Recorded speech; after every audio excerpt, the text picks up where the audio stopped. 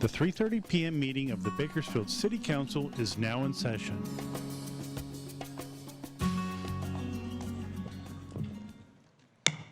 Good afternoon. It's my pleasure to call to order the 3:30 regular City Council meeting of February 28th, 2024. Madam Clerk, please call the roll. Mayor Go, Here. Vice Mayor Gonzalez, Councilmember Arias, I am here. Councilmember Weir, Councilmember Smith, I'm here. Councilmember Freeman, Here. Councilmember Gray, Here. and Councilmember Kaur. Thank you. Welcome to all of you. It looks like we might have some students. Do we have any students from CSUB? Just wave your hand. Thank you for being here, Bakersfield College. All right. Thank you, Roadrunners and Renegades. Appreciate it. And any other schools represented? Thank you for being here. In keeping with the Council's resolution, the public statements portion is now divided into two periods. There's a period for items listed on the meeting agenda and items not on the meeting agenda. Statements for items listed on this afternoon's agenda are given a 2-minute time limit, 20 minutes total per agenda item. Statements regarding items not listed on the agenda are also given a 2-minute time limit, 20 minutes total. If you have written comments that are longer than your verbal statement, give them to the city clerk, who will give copies to the council. If you're here to make a public statement, please fill out a public speaker card and give your completed card to the city clerk. We ask that you mark whether you're here to speak on an item listed on the afternoon's agenda or a matter not on the agenda. Speakers who do not identify a specific agenda item will be presumed speakers for the non-agenda portion. Those speakers will be called during the non-agenda portion of the meeting. Madam Clerk, do we have any public speakers regarding items listed on this afternoon's agenda? Mayor Go, we have received 2 speaker cards for tonight's agenda regarding item 3B. Thank you. May I have the cards, please?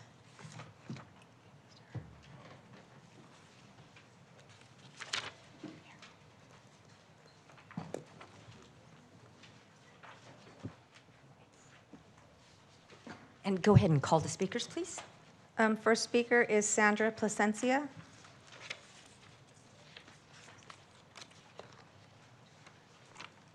Welcome. Please introduce yourself. Hi, my name is Sandra Plasencia, and I'm a current policy advocate with Leadership Council. Thank you so much for the opportunity to speak tonight. I am here, one, to thank the city for working with us, for finally giving funds for the eviction prevention program. I know it took a long time, so we are very grateful. I am here as a representative of the coalition, the Right to Counsel Coalition, to thank the city for this. But second, we do want to highlight that $1 million in ARPA funding have been set aside for rental assistance, and we just kind of wanted to highlight, one, that this is amazing, so thank you so much to the city for actually doing this, right? Rental assistance is really needed, but two, when folks apply for rental assistance, they're asked for a 3-day notice or proof that they're going to be evicted. The eviction process actually lasts 3 to 4 weeks. So by the time that the funds are actually out, folks are sometimes already on the streets, right? So we are asking for the removal of the 3-day notice requirement. Additionally, I did want to state that we are asking for more funding for the eviction prevention program, right? Originally, $350,000 was given out. We do not believe that is enough, right? We submitted a letter earlier today to all of y'all where we're highlighting that in Fresno, their eviction prevention program gets at least $2 million yearly, right? And that is just for the program itself. That program has been incredibly successful, helping over 400 families, right? So we stress the need to ensure that Bakersfield is adequately funding this program to ensure that folks are housed, right? And that we're being proactive when we're keeping folks housed. So thank you so much, and we hope to work with you all in the future. Thank you. Thank you. Next speaker, please. Veronica Ramirez. I'm sorry. Councilmember Arias, where is Thank you, his- Mayor. Thank you to the patients from the public as well. We are probably into our second meeting into the transition of this new technological system, so appreciate your patience. Thank you, Ms. Plasencia, for your comments. Really appreciate your hand in partnership and really putting together the Right to Counsel effort. I just wanted to give our city manager an opportunity to maybe talk about and shed some light on where we are with the deployment of that initial allocation for Right to Counsel. Yeah, thank you, Councilmember Arias and Mayor and Council. For the eviction protection program specifically, we have completed an RFP process, and we are nearing award that will come to council for approval of a contract for that $350,000. So the program has not yet been implemented. Okay, great. Thank you so much. Glad to hear that we're moving forward with the RFP, and we should be able to allocate that award. I just want to make a comment that both of these items are necessary, right? We do need ongoing funding for Right to Counsel. I think it's important that we're not only providing that legal support to those tenants who are facing eviction wrongfully, but there's also an important education component to all of this, that those individuals would be able to help support those tenants who are going through a rough time. So I just want to go on record that I'm a huge fan of this program, looking forward to it getting started, and it is my hope that we'll be able to find ongoing funding to support that. I also wanted to ask City Manager Clegg, if the 3-day notice, is this true that they do need a 3-day notice in order to qualify for that funding? Councilmember, I have to admit that I don't know the answer to that question. We'll have to follow up with council. Okay, great. Yeah, if we could take a look at that, I think that a simple ledger that demonstrates that folks are in fact behind on rent should suffice. And if that is the way that it's codified in that contract, I would like for us to look into amending that. Thank you. Thank you. Next speaker, please. Hi, my name is Veronica. I'm from Ward 6. I wanted to ask for the same thing. I know it's very hard to allocate funding for any program because everything is needed and nothing is actually, there's not enough funding for all the things that are needed. But the Right to Counsel is a very easy, it's not a very easy program, but it's, in my opinion, it's a very simple program where it's going to prevent people from needing assistance in other programs because it's going to keep people housed, and it's cheaper to keep people housed than to find housing for people. It's going to ensure that the landlords are protected just as much as the tenant, and it's going to further have a positive impact on the economy in Bakersfield. That's it. Thank you, Mr. Ramirez. Next speaker, please. Wendell Wesley.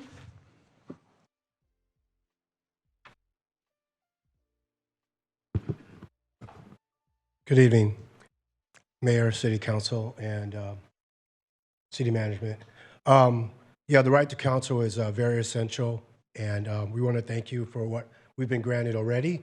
I just want to also emphasize that a lot of things are connected. You know, we've seen a huge intake in the homeless population, and on occasion, I believe most landlords are good, but there's some out there that are not so good, and they're going to add to the homeless situation by evicting individuals wrongfully.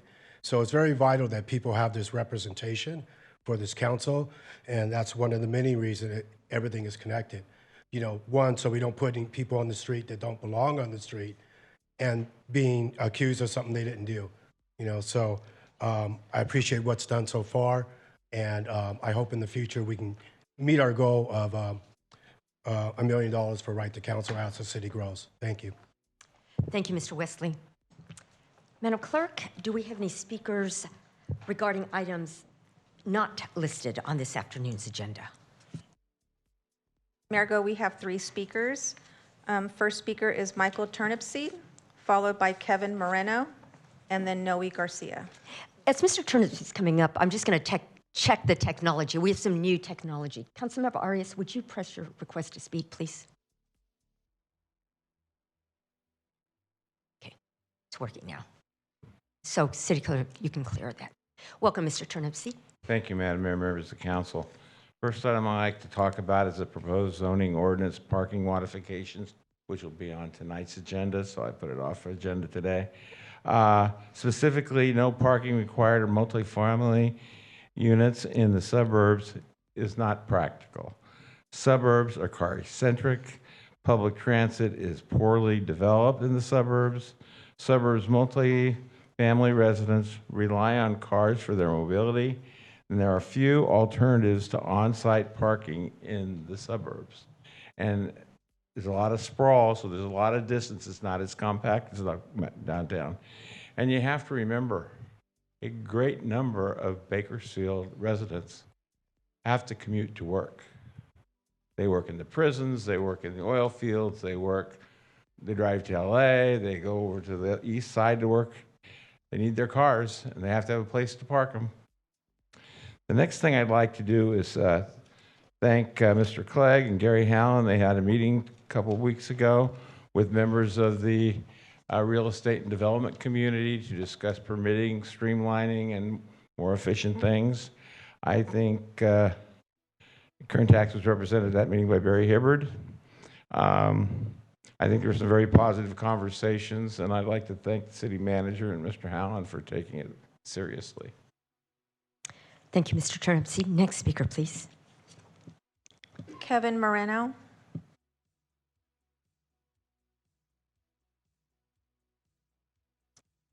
Welcome. Please introduce yourself. Hello, Council. My name is Kevin Moreno. I'm also here to show support for the tenants' right to counsel in Bakersfield. I was not aware that it was an agenda item. I believe that we should allow our tenants resources, such as attorneys and legal counsel, when dealing with eviction and any other housing issue. Because to start, my family has been renting here my whole life. We've faced eviction, we've faced rent hikes, we've faced landlord negligence. And I know we're not alone. It's a common complaint that landlords refuse to repair or maintain properties, or hear of people living in overcrowded conditions to make rent. We saw that the Kern County Superior Court report a number well over 6,000 filed evictions from January 2020 to March 2023, with approximately half going unresponded by the tenant. From my personal knowledge, these people wouldn't respond due to their lack of knowledge of our legal system or their lack of resources to attain these lawyers. For my case, it was both with my family, especially for our undocumented population, where we're unable to receive free legal assistance in our city. So it would be amazing to address some of our root causes of our community's issues with housing and the unhoused with this implementation of these systems. And I can say with confidence that that a competent right to counsel system would benefit this city. We've seen in Fresno, where in 2022, hundreds of people had their situations helped with the right to counsel. So please, establish a right to counsel for Bakersfield tenants, because housing is a human right, and it would be this city's job to protect that, especially for this community. Thank you. Thank you, Mr. Moreno. Next speaker, please. Noe Garcia.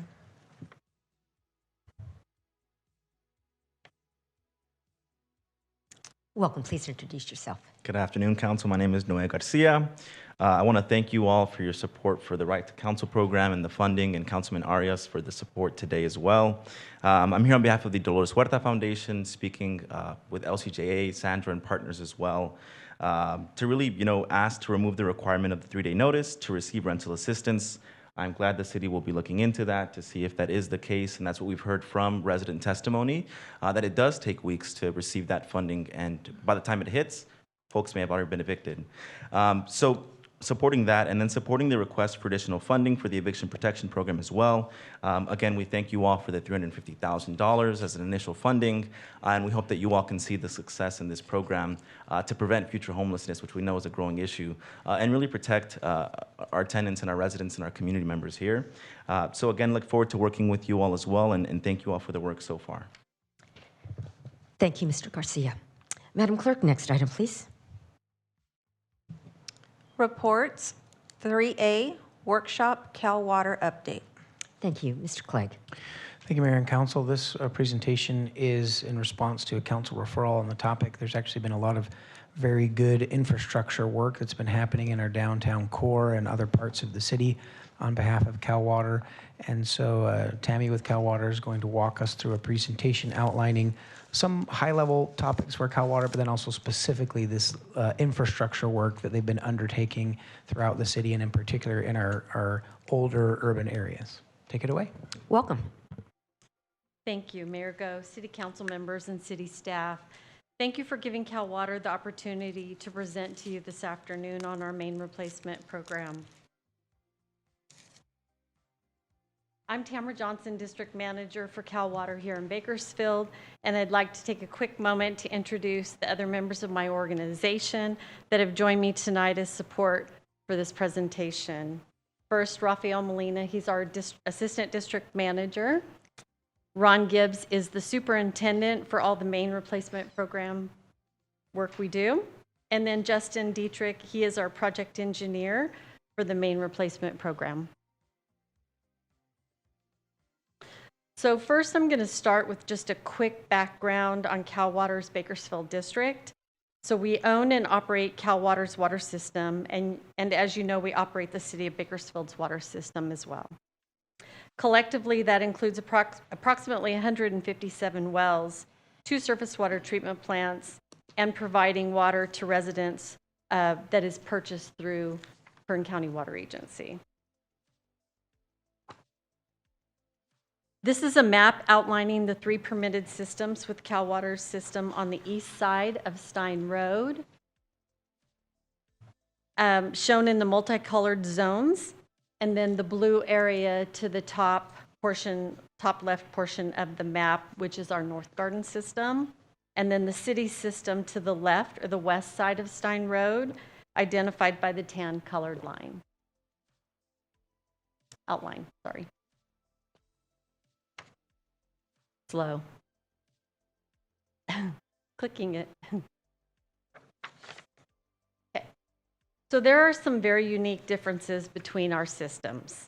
The biggest differences are the age of our systems and the average age of our mains, which is why it is important for us to present to you today. With that background, we will move on to the main focus of the presentation.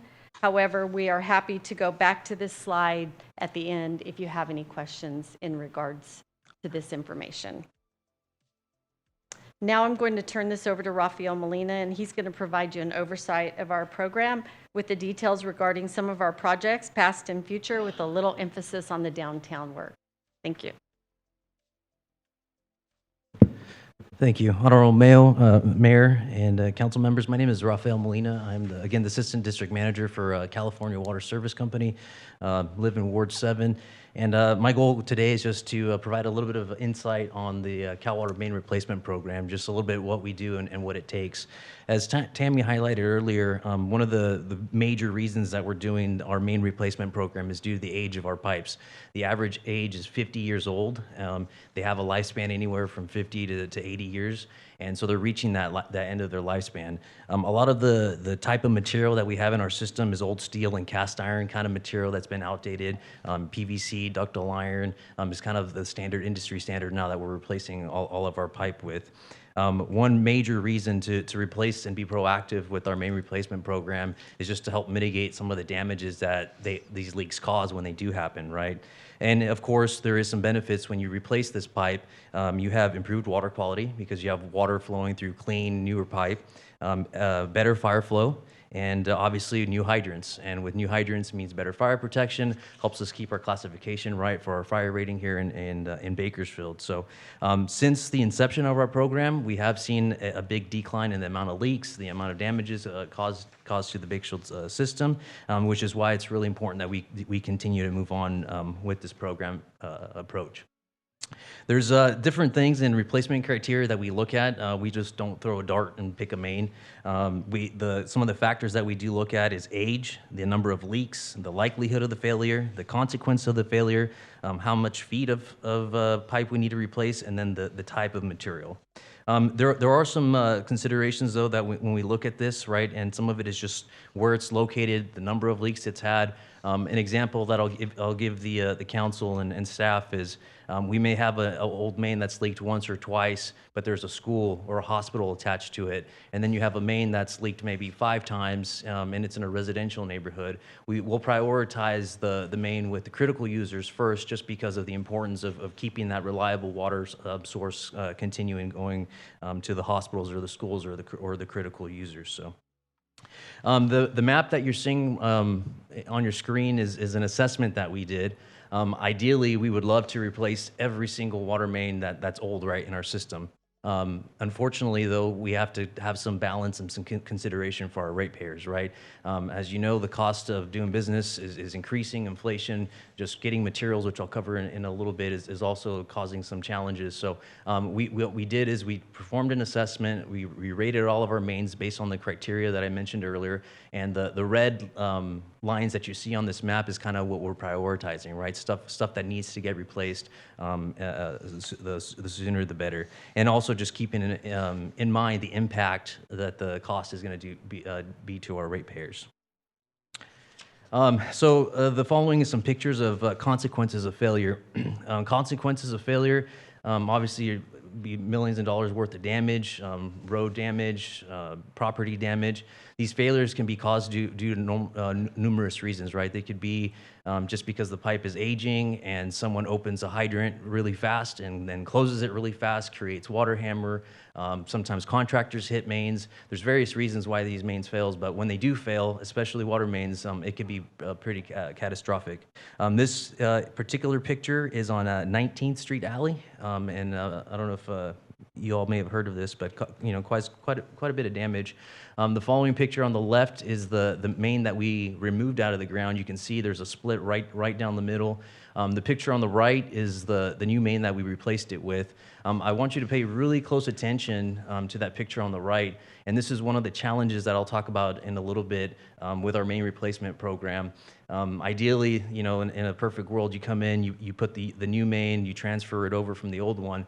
But in the downtown area, we have a lot of challenges. And you see an orange line, you see some old pipe, there's gas, telecommunications, internet. There's just so many different things in the ground, and a lot of it's been there for so long we don't even know, who it belongs to, who's responsible. So those are just some of the challenges I want you to keep in mind as we go through this presentation. Every project has its unique challenges, and not every main replacement project is the same. So this one is the same as this leak that you saw on 19th Street, so the before and after.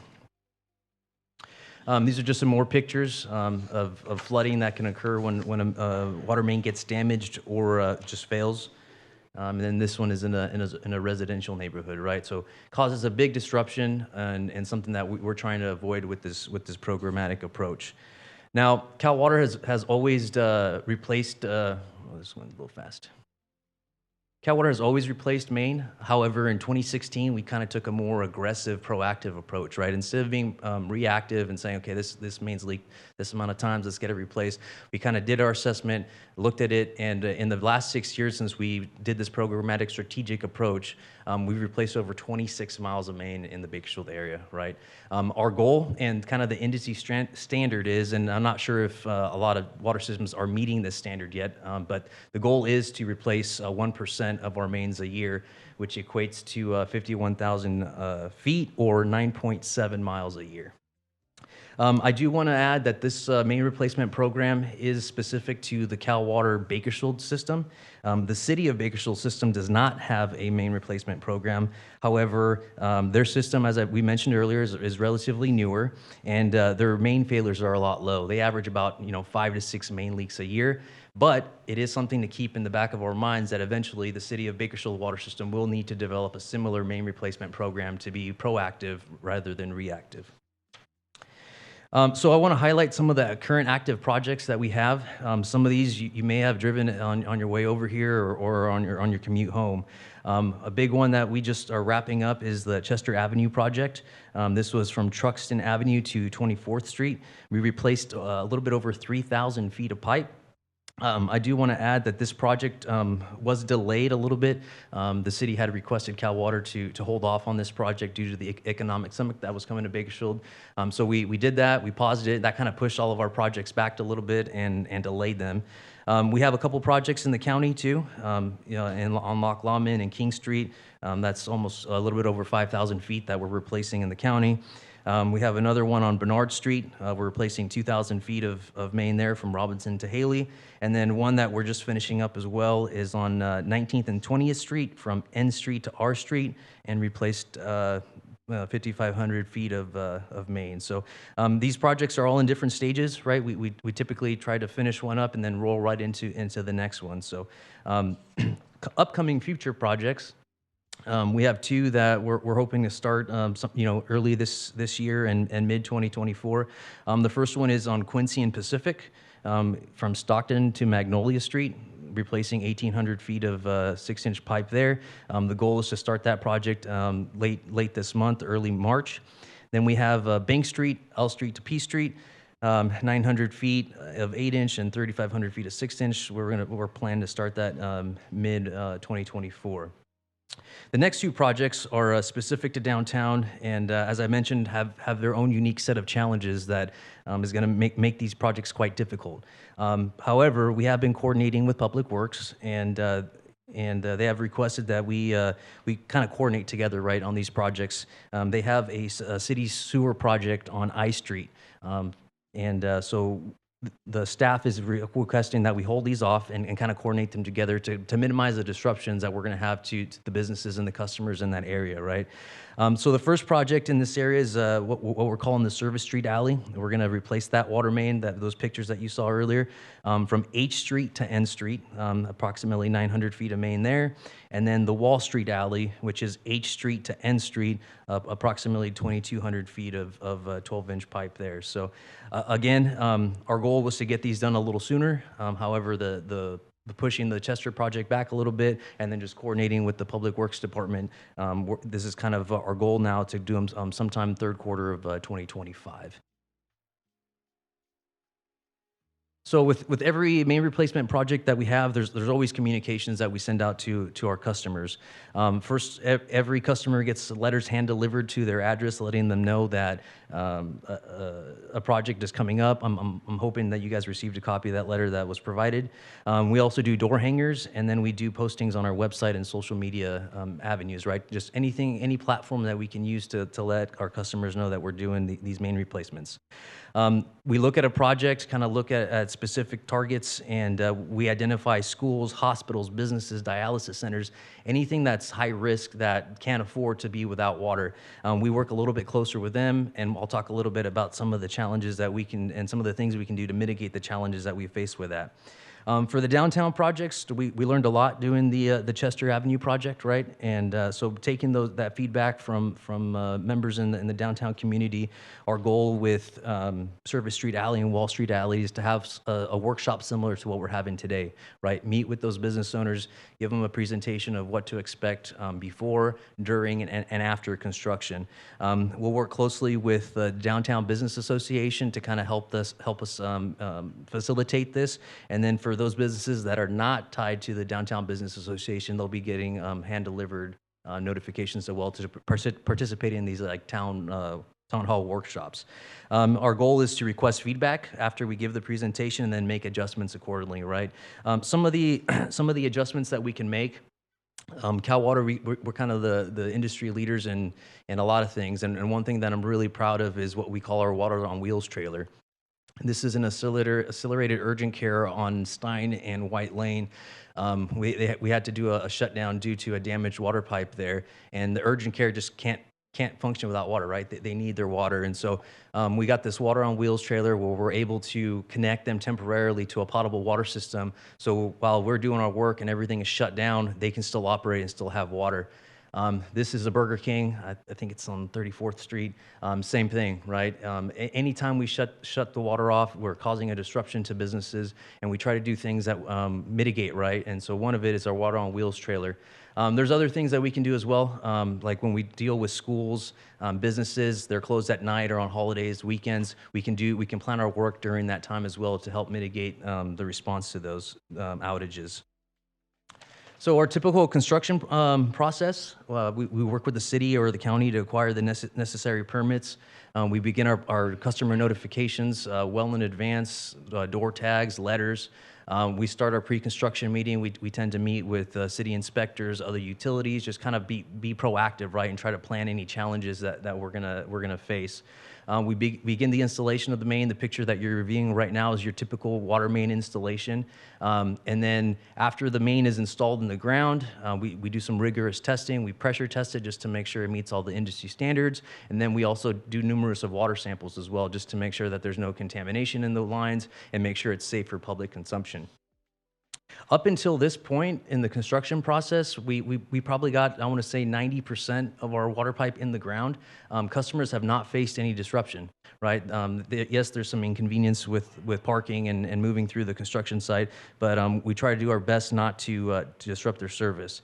Then it comes to what we call the tie-in portion, and so this is where we start transitioning the old main into the new main. And typically, this only takes about 6 to 8 hours. We notify our customers 24 to 48 hours in advance to let them know that this disruption is happening. And again, if there's businesses, schools that are going to be affected by this shutdown, and we can mitigate that by doing it at night or at after hours or using the Water on Wheels trailer, we do that. Once the main's tied over, then we start tying over the old services, right?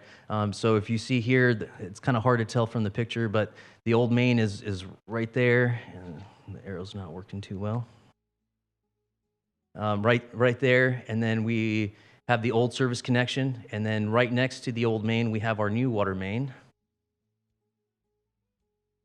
The nice blue new pipe that you see there, and then we connect it with the new water service. This disruption's a lot less, and this is on an individual basis. So this is on house to house, customer to customer. Typically, only takes 2 to 3 hours, and again, we can accommodate the customer with the Water on Wheels trailer, doing it at night. Anything that we can do to accommodate the disruption of potential water service. Once the mains have been tied over and all the services have been tied over to this new water main, and it's time to do the restoration, right? And our goal at Cal Water is try to leave the streets better than what we found them. So we do a lot of things, to try to minimize the impact to our customers. The number one is just road closures. If there's businesses that have limited parking or they can't be open during construction, we do things to help mitigate, putting up signs, open during construction, temporary parking here. Our paving, the picture on the right is what we call our temporary paving. So we go through, finish the project. Once we're done with the project, we go through, remove all this, and do the final paving, and then just do our final punch list, right? Cleanup, raising valves, markings. The pictures that you're looking at right now, the picture on the left is what a temporary patch would look like, and then the picture on the right is the permanent patch. And we pride ourselves in the work that we do and honor everything on all the quality that Cal Water does. Some of the challenges that I mentioned earlier. The first one, I think the biggest challenge that we overcome and need to overcome at Cal Water with our main replacement program is just meeting our customers' needs. Every customer is unique. They have their own set of challenges.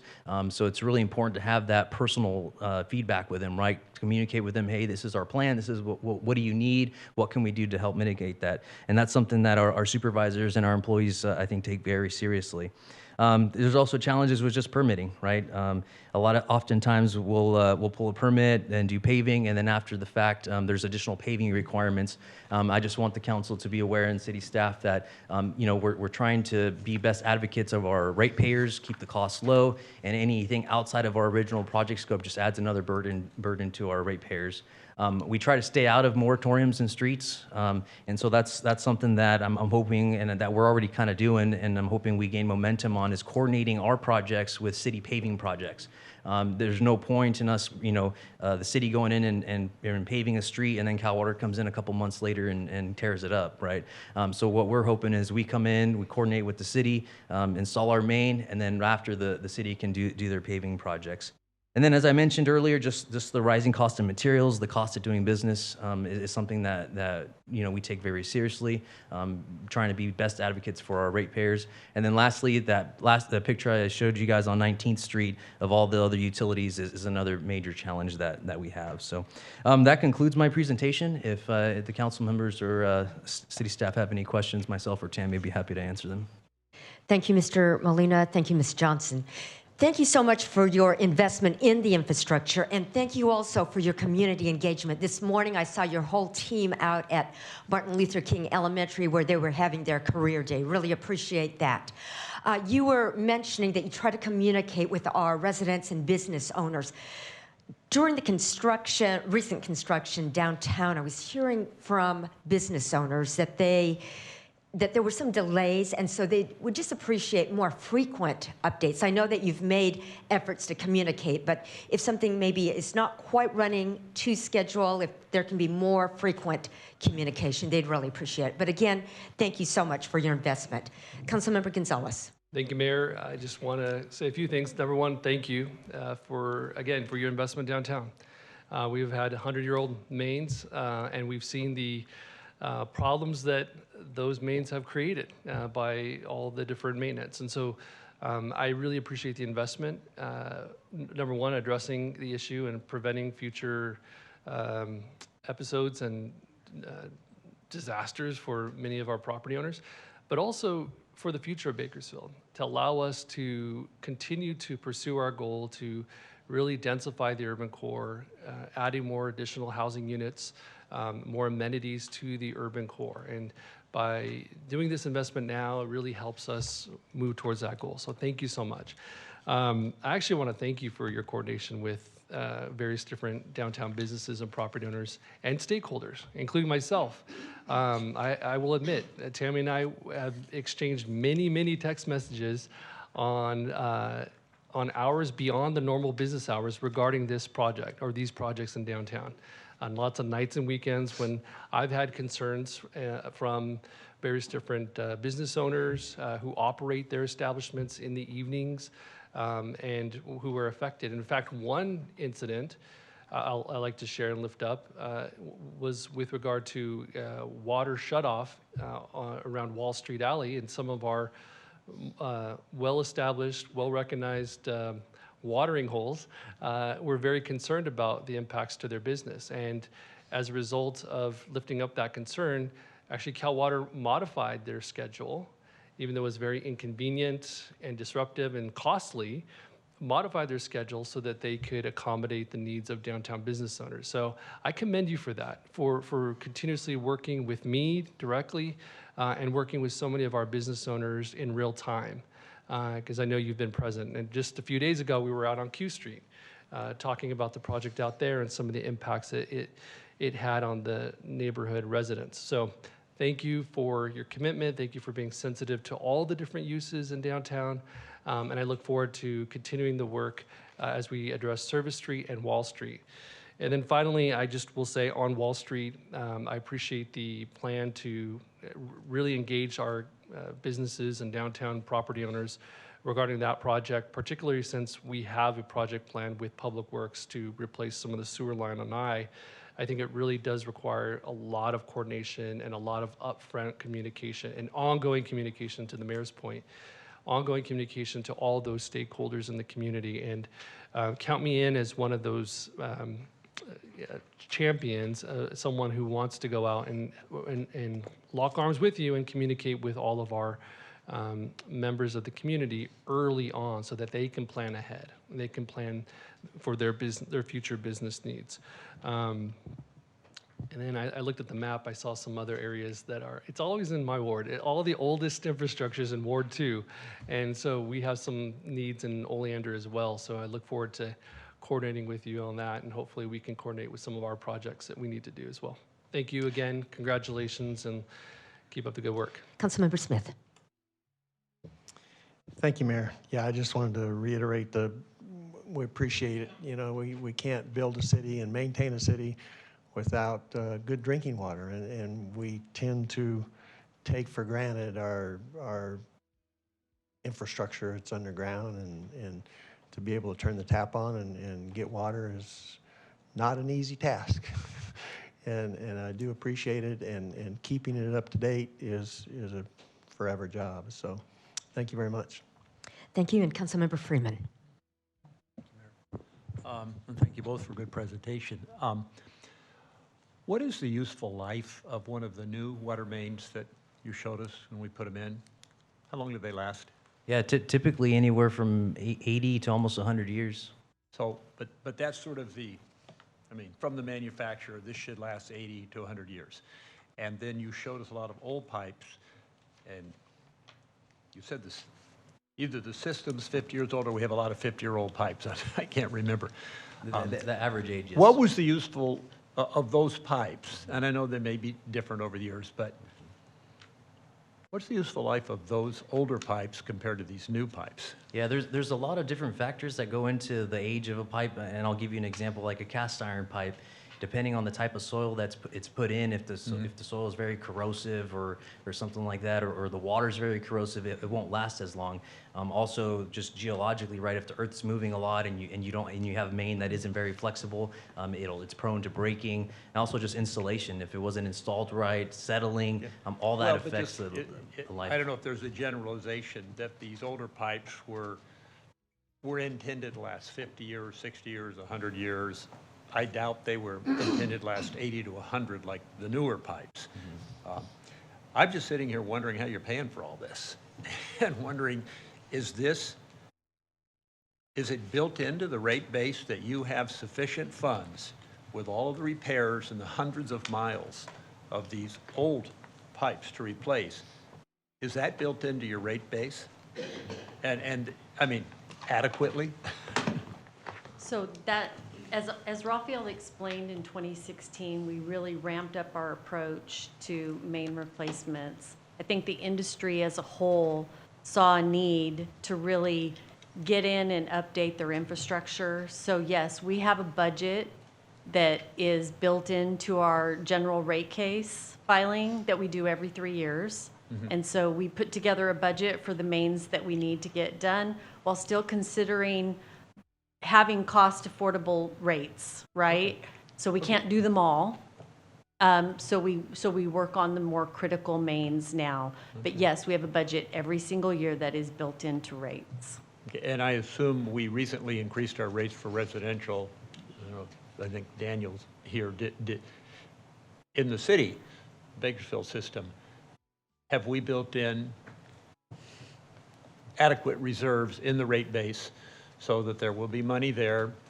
They will break. I know they're newer, but I mean, maybe they're only 30 years old or whatever, but at some point they do start to break down. They don't all go 80 years. And I'm just wondering, is it working out that the reserves we've had have been adequate and should continue to be adequate in the city system? So, because we don't have unfortunately, we don't have a rate base maintenance for our roads. So we just hope there's money around to replace hundreds of miles of roads that are in terrible condition now, because we didn't have, maybe no city does, it'd be great if we did, but something where in the tax base where there's assessment, so people were paying into this fund so we could keep our roads in good condition. It's great that we keep our water system in good condition and have that reserve built in. But I assume we feel good about the rate base we have in our city system too? Mr. Clegg. Councilmember Freeman, Mayor and Council, I'll defer to staff if they want to provide additional details, but the most recent 5-year rate study saw some notable increases, not just because we've had further, filtration, requirements for contaminants, and also just rising costs across the board as Cal Water has experienced.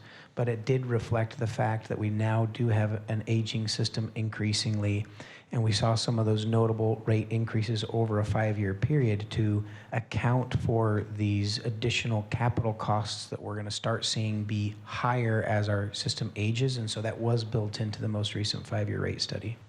Okay. All right. Any questions? Thank you. Thank you. And thank you very much for your presentations. We don't have any other requests to speak. Receive and file. Motion to receive and file. The motion, please cast your votes.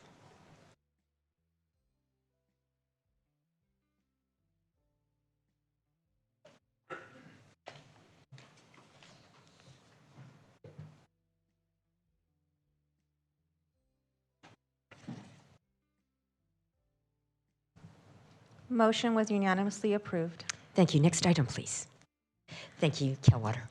Reports 3B, fiscal year 2023-24 mid-year budget recommendations.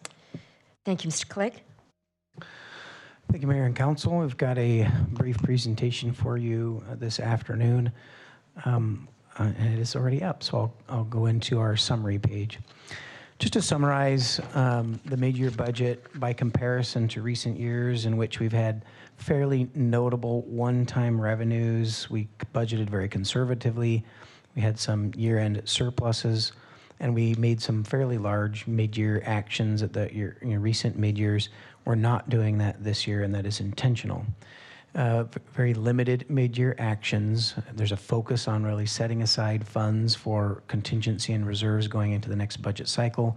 Revenues remain flat and costs are going up, and so we want to be very careful going into the next budget cycle. There are some targeted position requests, but those are fee-supported enterprise positions. A few priorities that have been requested by council for consideration, but just through ARPA funding, and then some other administrative actions that just need to take place as part of a budget action like this.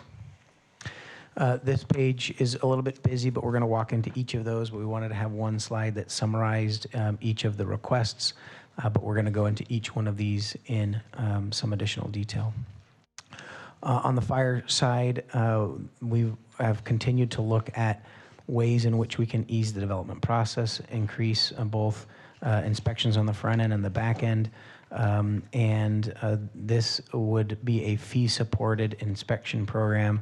The fire department has identified that they can get through a backlog of CUPA, or Certified Unified Program Agencies inspections, with the addition of this position, but again, fully fee-supported. There's also a small CIP need that has emerged, and we think there's actually savings that are going to be able to address this CIP need, but to formally create a CIP in the budget to address an air conditioning challenge at our training facility we share with the county, and there's a share of costs there as well. But again, that's largely an administrative action. When it comes to Public Works, you'll recall a few years ago we purchased a recycling facility, and at the time we had contract support in managing that facility, but we also knew as a new operation we would need to get in there and assess those operations and better understand ways to use the equipment, have efficiencies there. Since that time, also, our contract support has changed. We no longer have those contracted group. They're doing some of that sorting. We've looked at different pieces of equipment that can also make things much more efficient. And so after really these 2 years of analysis, this is our recommendation for some positions that will help us to actually be more efficient and effective in the sorting, actually capture more recyclable materials that can be sold. And ultimately, this is within our rate base. It continues to be more cost effective than contracting out 100% of our recycling operations to outside entities. This is just an adjustment based on that analysis. And again, the fact that we don't have that contract support in that facility. The next two are really sort of those strategic items that we could look at this ARPA funding. One was continuation of our homeless prevention and diversion through rental assistance. We had set aside $700,000 in this last year from CDBG CARES monies, and we've nearly fully expended that $700,000 in rental assistance through that program. We've assisted between 50 and 60 families with that assistance program. And again, we think there's good results, and based on council referral, merited a recommendation to consider using some of our ARPA funding for this program. I should point out this is not coming at a trade-off of other ARPA funding, because when you have more than $90 million in the bank for a couple of years, even though we've spent some of it down, there are still large portions there. We've accrued interest on those dollars. And so that interest income is allowing us to program a few more items under ARPA, and this is one of those items. Our recommendation would essentially be to continue the program that we have. There have been some conversations at the Housing and Homelessness Committee about whether or not there are other ways to help with rental assistance, maybe stretch those dollars a little farther, because most individuals are receiving assistance for upwards of 9 to 12 months with case management, because we want to make sure that they are self-sufficient once the program ends and can continue to be self-sufficient beyond the life cycle of that assistance. but there may be some other ways to also get folks housed or rehoused. But we don't have a specific recommendation at this time beyond continuing the program that we've had in place. The next item is our business security grants program. It's been very successful in issuing grants. These are the grants for businesses that need security cameras, lighting. There's been opportunities to, on a smaller number of projects, to do bigger improvements like security doors, security windows, and that funding has been within, there's 3 different buckets of that program. There's a third bucket for private security support that is not yet fully expended, but the other buckets have been fully expended since November of last year. And so our recommendation to council is that there's definitely demand and that there's been good success in this grant program, and that we allocate additional ARPA monies to renew that program. And again, because this comes from that interest income, it allows us to also offer these grants on a citywide basis. I am recommending that staff come back to council with some updated program criteria for the use of these funds, because we were limited to these qualified census tracts. Now that it could be eligible citywide, we think we probably should put some criteria around it so that it goes to those areas of the greatest impact or greatest need. And we can come back with that detail, but at this point it would be to allocate the dollars to renew that program in its spirit. And then lastly, we have some administrative transfers. We had an emergency project for Jastrow Park. We have moved funding out of one project that was a contingent project to be able to meet this emergency need in this project. And then the next one is that we have some dollars that just need to be transferred from one account to another in development services related to our general plan update. Again, no new appropriations, just moving those funds, but wanted to be transparent as it is between funds and requires council approval. Again, this slide is very busy, but wanted to have a summary slide that puts everything up there for consideration for council in questions as well as motions. And that concludes our presentation. Happy to answer questions on any of those items. Thank you, Mr. Clegg. Councilmember Arias. I didn't realize that I had buzzed in, but I'm happy to make comments. Very well. Thank you, City Manager Clegg, for the presentation. I think this is the shortest and fastest mid-year presentation that I've received since being on the council. But great work, and thank you for following up on your commitment to allocate some funding for homeless prevention and diversion services.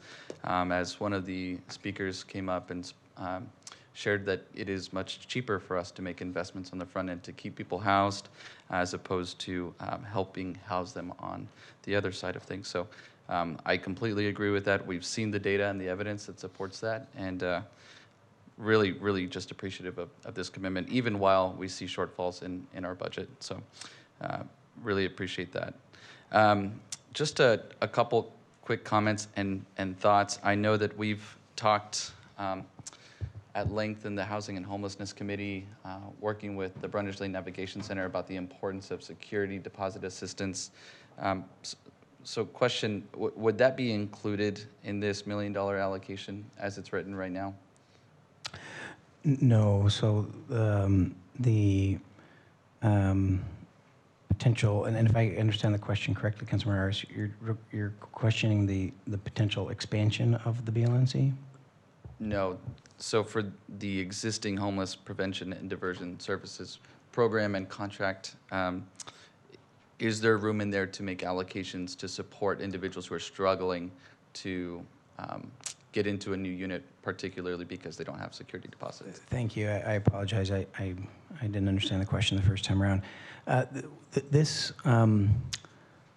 The way that our program has been working with the rental assistance is actually a contract with Open Door Network. They've done rental assistance throughout the pandemic, and we contracted with them to continue to allocate rental assistance for the $700,000 that we had allocated from last year. I think that the spirit and scope of this $1 million allocation is aligned with what you're suggesting, is just connecting individuals from our navigation center to housing. But we don't actually have a mechanism or a contract in place that does that. And so an option for council could be to recommend that a portion of the $1 million be reserved to identify other programs that would facilitate people being housed, like paying first and last month's rent, if that's the one barrier they have to be able to get into, placed into an apartment or a home.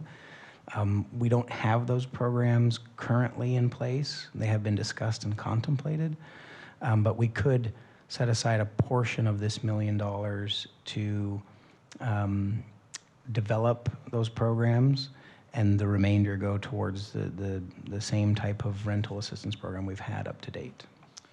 Great, thank you so much. I think it's such a critical piece that we're able to provide that assistance to folks who are literally just a couple $1,000s from getting into a unit, freeing up that space in one of our shelters so that somebody else off the street can, sleep comfortably at night. So with that, I want to make a motion to approve the mid-year budget update with the caveat that $250,000 be set aside specifically for security deposit assistance through an RFP process so that we can allow for some of the other organizations that operate homeless facilities, including the Mission, CAPK at M Street, and also Mercy House at the Brundage Lane Navigation Center, can compete and submit their applications for that funding.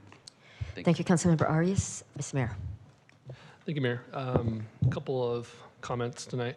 Number one, I want to give a hoorah to the city manager's office and to finance. Randy McKeegan is in the back there. It's very easy to point out areas of improvement, but I don't think we often enough as elected leaders lift up areas where there's a lot of good work being done. And the fact that we were able to actually earn money on some of our deposits and earn interest and then access those dollars for the benefit of our community, that's a huge win for us. $1.5 million additional that we have now to do more work and create more opportunities for people. That's a big win. And I don't think it was stated enough during your presentation. It's my only critique, Mr. Clegg. You didn't pat yourself on the back enough. But this is a good win, and I'm really excited to have that opportunity. I support Councilmember Arias's recommendation. I think it's wise for us to help those individuals who are currently in our shelters and who have a significant barrier to permanent housing. And that barrier is their first month's rent and security deposits in order to get into those rental units. And so, I think this is one of the exciting parts of our work related to homelessness, is that we're really drilling down now and looking at the whole continuum of care, from people who are unsheltered on the streets tonight to those people who are in our shelter to those people who are permanently housed. And we're able to really identify specific concrete issues that we can help address at the city level. Can't necessarily address them all. We have to lean on a lot of our partners in the community. But certainly there are areas where we can really lend a hand and really make a significant difference. So that's encouraging. It's a great idea. I love it. I want to turn to the security grant program. We're allocating $500,000 of this revenue earned on deposit funds from ARPA, not ARPA funds, but it's revenue earned. And I want to just highlight some of the great work from this pilot program.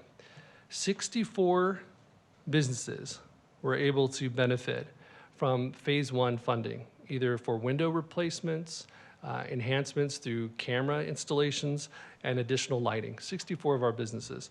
And 6 of the sites were actually able to benefit from additional site hardening activities, that phase or tier 3 funding.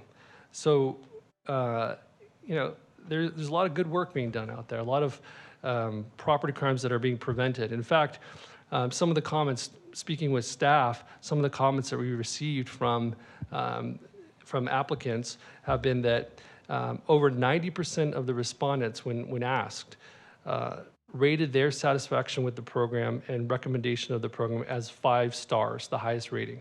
100% of the respondents strongly agreed that the program made a difference for their business. Many of them communicated with staff that they had the ability to watch their store even when they weren't at home, weren't at their actual place of business, and they were at home, and that they felt much more secure because of the improvements that they were able to make. And so I'm very proud of this program. I think it was a step in the right direction. I'm looking forward to the second half of $1 million and expanding the program citywide. Councilmember Smith. Thank you, Mayor. I too am for all of this. I didn't want to miss the opportunity on the Business Security Improvements Grant Program to remind one more time that, you know, a lot of the problems are because the sheriff will not keep people. We arrest people, and 15 hours later, they're back on the streets. And I think City Manager Clegg told me last week they did a study, and 60% of the problems in one area is from 11 people, and if we can just get the sheriff to keep some people for a while, these types of things will be a lot less. So thank you. Thank you, Councilmember Smith. Councilmember Freeman. I just had a question for City Manager. I don't know how many months it's been since we did actually a slideshow update against our budget, revenues and costs, but we're past 6 months of the year. Is that something that we might be doing in the next 30 days to get, used to give us a little snapshot? Here's where the revenues are, and here's what you project. Here's where the costs are. It's a big budget, a lot. That would be helpful, I think, to people on the council to have that pretty soon, so you can tell us how things are trending. We read about bad stuff in the real estate market. They're down 50%, oil drilling down 90%, ag having a bad time. And I'm wondering if that's filtering through, or, we get it from sales taxes are holding up pretty well. Property taxes don't move much. It's just whether we're getting growth, because it's pretty hard not to pay your property taxes. But that would certainly be helpful to me to know.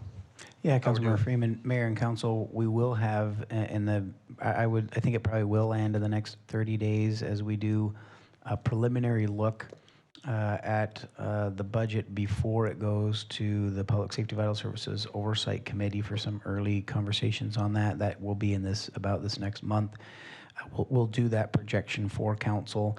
In addition, we had a request, I don't recall if it was from Councilmember Freeman or other council member, but maybe it was Councilmember Weir, to give a projection on our CalPERS and our OPEB obligations. That's going to come back to workshop at the same time for council reflection.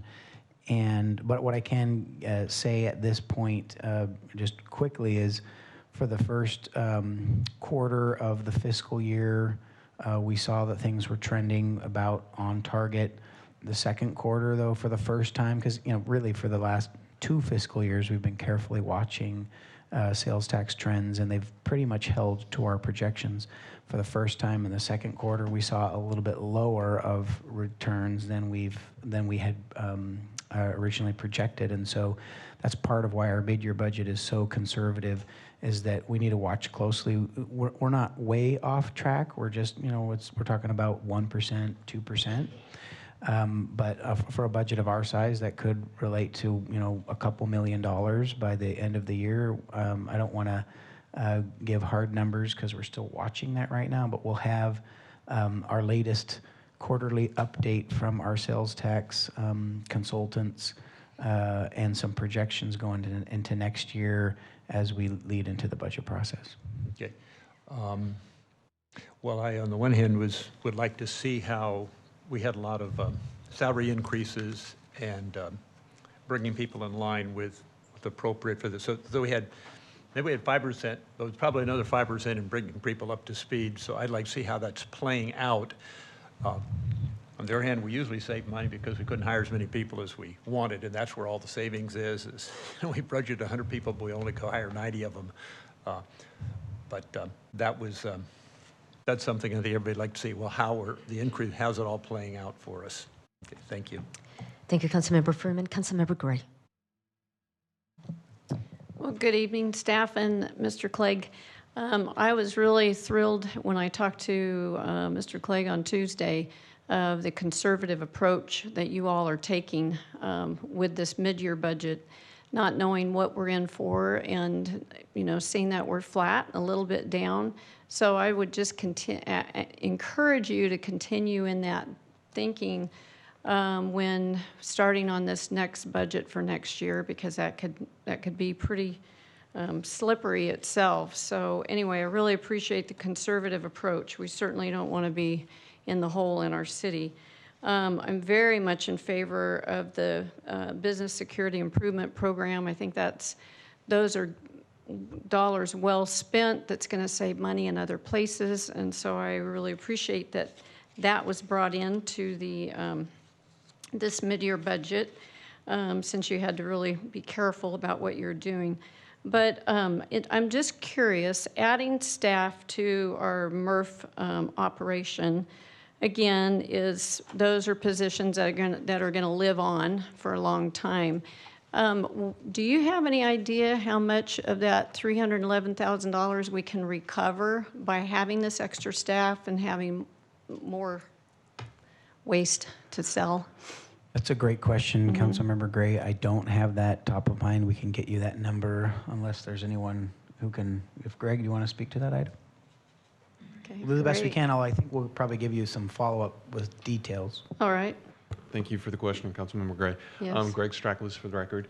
One of the handouts as part of your package, we show a very complete summary of costs that are allocated towards our materials recovery facility. But we also recognize that there's the MRC operation, a privately run materials recovery operation that we contract with currently at a rate of about $120 per ton of material. Now, we're providing the recovery of material at a less cost than that, somewhere about $90 at this point in time. So there's that delta difference, and occasionally throughout the year we'll have a conveyor belt go down and we'll have to redirect material to the privately operated facility. But we do try to keep most material coming through our materials recovery facilities, so we process that material at the lowest possible per ton rate that we can. Your question is a little bit more broad about what that number is specifically. I would have to come back with that number. Okay. Well, I'm hoping that we can recover some of those costs, so we're not just keep adding more, employee cost to the city budget. All right, thank you. Thank you, Councilmember Gray. Councilmember Kaur. Thank you, Mayor. Thank you for a great presentation from our city management office, and great work, everyone who's getting us here to the mid-year budget. First, I want to uplift Councilmember Arias's additions on us as the city being just good faith partners to organizations who are also doing the great work in rental assistance, and calling them in and welcoming them to the work that we're doing. Second, with the Business Security Improvements Grant Program, I think that this is very exciting, very necessary, and since this is the revenue from ARPA monies, kind of thinking about as we encourage new development to South Bakersfield, if we can also add criteria into this next phase that includes but isn't limited to sensitive economies, commercial corridors, crime hotspots, and if we can, as we expand this work, compile a list of additional industries and business coalitions that exist that could benefit from this program, just so that we can have a bigger splash with this program as well. And with those who have already received this grant, in some way, shape, or form, if there's kind of a presentation that can be created to just show how beneficial this is and all of the recipients, and that being somewhat of like a database to reference. Thank you. Thank you, Councilmember Carr. Before we vote, City Clerk, I think there's a blue memo. Yes. A staff memorandum was received for this item transmitting correspondence. Thank you. Thank you. And now you have a motion. Please cast your votes.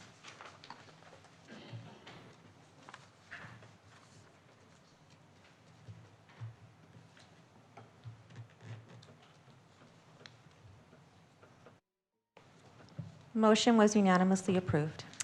Thank you, and that's our last item for this meeting. So with that, we stand adjourned at 4:43. Thank you.